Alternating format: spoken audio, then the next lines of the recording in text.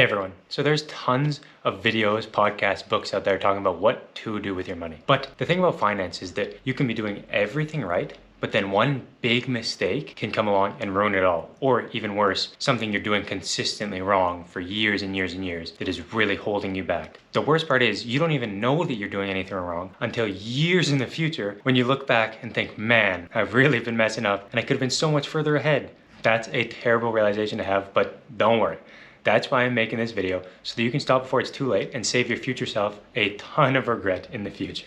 So in this video, I want to go through the 9 most important financial mistakes people tend to make in their lives, talk about why they're so harmful, and most importantly, tell you how you can avoid them in your own life. So let's get started.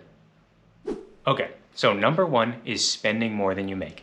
And I put this one first because I think it's the most important one. If you make this mistake of spending more than you make consistently throughout your life, you will just never be able to get ahead. It is the one that is the root of all your financial problems. The reason this is the biggest mistake is because it limits all your flexibility and all your ability to move forward. You don't have money coming in that you can save towards an emergency fund, that you can invest, that you can maybe put towards a business or save up to go to school.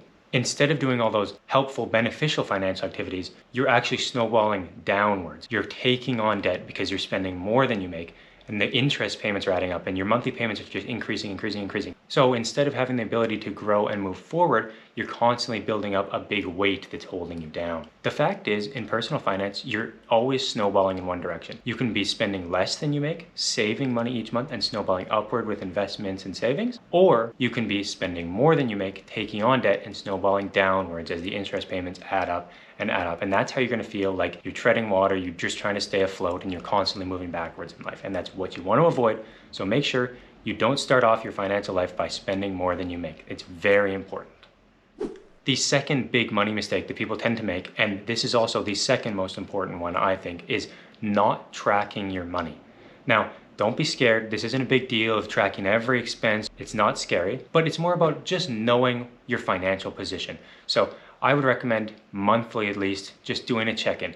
You need to know your income, how much money do you have coming in, your expenses, how much money do you have coming out, even better if you categorize them into spending categories, but you don't even have to, just the general amount, and then your net worth. So just knowing those 3 basic facts gives you a total overview of your financial situation, and you can see if you're moving forward, if you're moving backward. This is especially important because it gives you the ability to know how things are going to affect your financial future. So if you're going to make a giant purchase like a car or jewelry or something like that, now, since you're keeping track of these things, you know how that's going to affect your financial situation. You're not just going through life blindly spending money, having no idea where it goes. That's just not a recipe for success. As they say, what gets measured gets managed, and it's really important to know where you stand financially, because without knowing that, how are you going to improve it?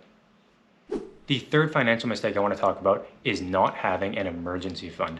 And this is by far the riskiest of all the financial mistakes that you can be making. Because without an emergency fund, you have no safety net. You have nowhere to go if something goes wrong. So say you have an unexpected car expense, or something happens in the family, or maybe a medical emergency, and a big bill comes in. What are you going to do? Are you going to be able to pay for that? The main problem is that if you can't afford that right up front, it's going to cost you significantly more. It's going to cost you more in interest to take on debt, difficulty to take on the debt, and last minute debt is always the most expensive. The point is, the cost of not having money in an emergency is incredibly high.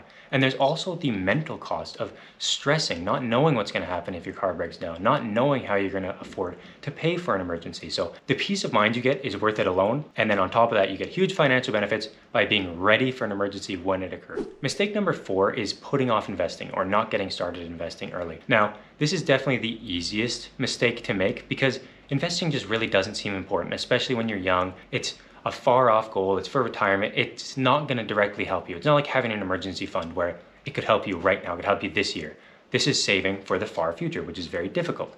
What people don't realize though is the sooner you start, the less you actually have to save, and the more money you'll actually end up with. This is because of compound interest. A simple example of this is if you started saving and investing $5,000 a year from 25 to 35 and then stopped, only 10 years of saving $5,000 a year, you would have about $787,000 when you reach 65, retirement age. Now, if you started instead at 35 and saved $5,000, the same amount per year, for 30 years, all the way until you were 65, and saved and invested that much, you would only end up with $600,000. So significantly less, and you saved the same amount each year for 20 extra years. Just goes to show how important starting early really is. The fifth mistake I want to talk about is taking on debt for really large, unnecessary purchases. Now, this is probably the most common of the financial problems that you'll see. And it's because the world is really out to get us in this situation. Everywhere you go, there's advertisements for big expenses. There's people buying them. The people you know are buying expensive things. People are wearing expensive clothes, so you're seeing that all the time. The world really wants to get us to buy expensive things that we don't need for large amounts of money. And on top of this is the fact that they've made it so easy to buy things you can't afford by taking on debt when you purchase things, whether it's with credit cards, whether it's with buy now, pay later services, stuff like jewelry, stuff like brand new phones, brand new computers, of course cars, but we're going to talk about that in another tip. But buying things you don't really need with debt is a huge financial mistake that you do want to avoid. Those interest payments are going to rack up. They're always done at really high interest rates, and that really compounds over time without you noticing. So when you make these purchases, not only have you spent more than you can afford because you took on debt, you couldn't have paid cash for it, but it's also going to have high interest payments, and you're going to end up paying way more than the actual cost of the product at the end of the day. And you've now latched yourself down with a monthly payment that's coming out, and that's money that could have been saved, but it's going away each month. Overall, this just adds a huge weight to your finances and drags you down when that's money you could have been saving each month instead of spending each month on things that you don't really need. I know it's hard because the world really wants to convince you to buy things, but if you can avoid it, you're going to skyrocket your savings and be way better off.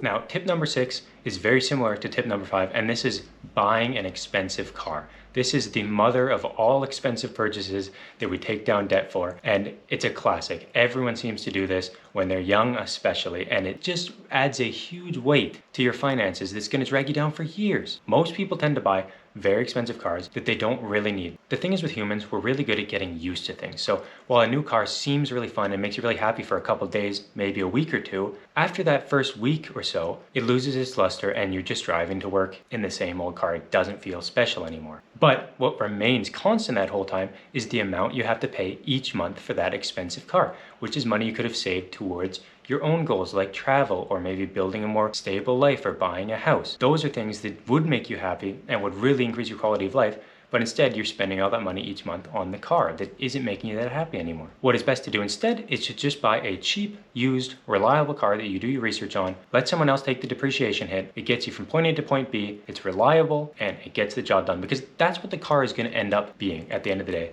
getting you to point A to B, getting the job done. But you can either pay way more for it each month or pay nothing for it each month. Just buy it in cash and be done. Overall, not buying an expensive car frees up hundreds, maybe even $1,000 a month that you can be directly saving towards your financial goals, and this will just skyrocket your financial success. The 7th mistake people tend to make with their money is not talking about money with their significant other.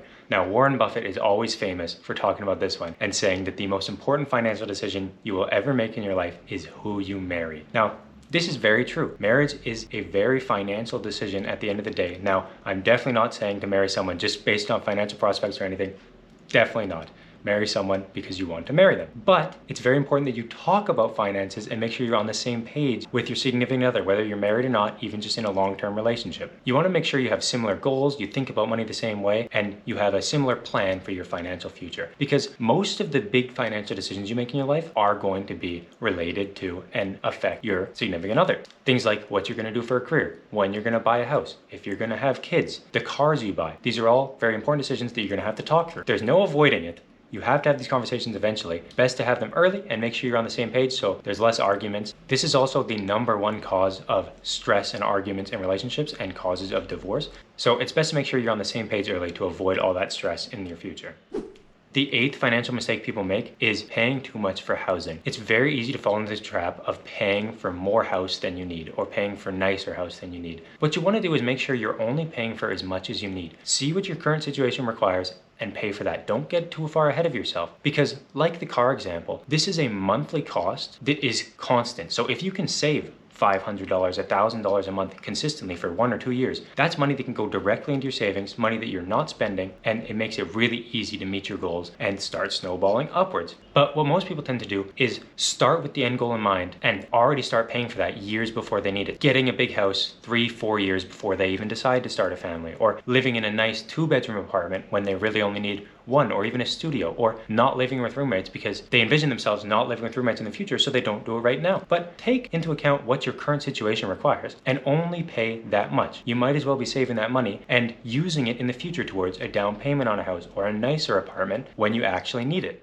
The final mistake I want to talk about is schooling and your career choice. Now, this is a big one. It's a really hard one to talk about, but especially when you're young, it's really important to give it a proper thinking through before you start. Lots of people will just go to university picking a random subject that they like or they're somewhat interested in without giving it a proper thought or looking at all the options. It's really important to consider all the options because this is the decision that affects your entire financial life and your life in general going forward. So there's a lot of options worth considering that people tend to ignore outside of university. There's the cheaper options such as college or community college, which you can get similar degrees for much less. There's also technical schools which can teach you more practical skills that are in demand and very high paying. Things like a plumber or electrician or mechanic are always in high demand, stable careers, and pay quite well. And if you're not so much on the office, you don't want to sit all day, those are great options and can really give you a fulfilling, high-paying career. On top of that, there's lots of great two-year programs at technical institutes like information technology or things like that, where you can do a quick 2-year degree for pretty cheap and have a job right out of school that is quite interesting to you and pays quite well with lots of room to grow. So that's really worth looking into as well. The main thing is to make sure you're looking at all your options,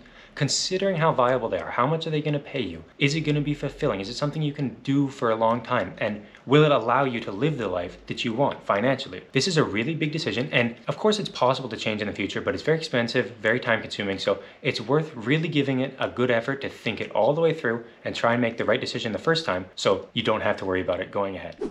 So those are the 9 biggest financial mistakes that people tend to make that really hold you back in your financial life. Hopefully you're not making too many of these mistakes. Hopefully you're not making any at all. But if you are, I hope this video was helpful and maybe it can help you make some changes and start living a better financial life.